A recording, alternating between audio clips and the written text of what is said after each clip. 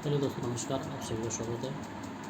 प्रश्नावली 2.2 का प्रश्न नंबर 2 क्या कहता है कि एक द्विघात बहुपद ज्ञात कीजिए जिनके शून्यंक के योग तथा गुणनफल क्रमशः दी गई संख्या है।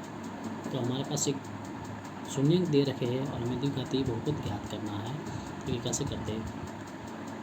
ये बी और सी होता है, हमेशा के लिए याद रखना। ये अपना बी है और सी है। तो आगे क्या करेगा, देखिए क्या आप एक लाइन लिखिएगा कि शून्यंकों का योग, जो इसमें दे रखा है शून्यंकों का योग। हमें पता है शून्यंकों का योग क्या होता है। मैंने पिछले वीडियो में बताया था कि अल्फ़ा प्लस बीटा होता है। अल्फ़ा प्लस बीटा होता है माइनस बी अपॉन ए। अब इसमें वैल्यू रखनी है अपन को। देखो माइनस का माइनस बी कितना 1/4, तो 1/4 का बी 1/4 लिख दिया।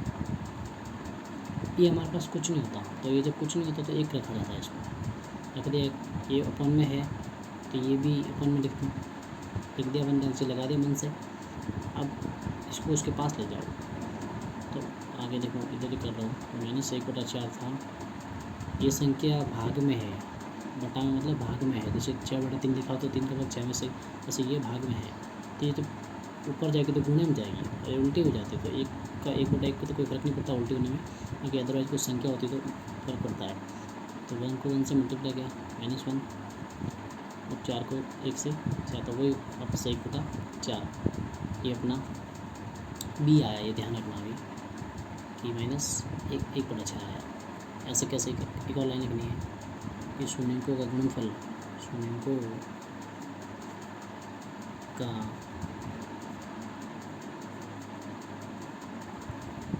गुणनफल। इसमें आपको क्या करना है कि शून्यंकों का गुणनफल अल्फ़ा बीटा होता है। अल्फ़ा बीटा होता है तो अल्फ़ा बीटा सी अपॉन ए होता है इसमें। और इस सी अपॉन ए में आपको वैल्यू रखना। सी कितना, सी अपने -1 है। देखिएगा सी अपना -1 है और ए अपना 1 है कुछ नहीं, मतलब 1 रखा जाता है।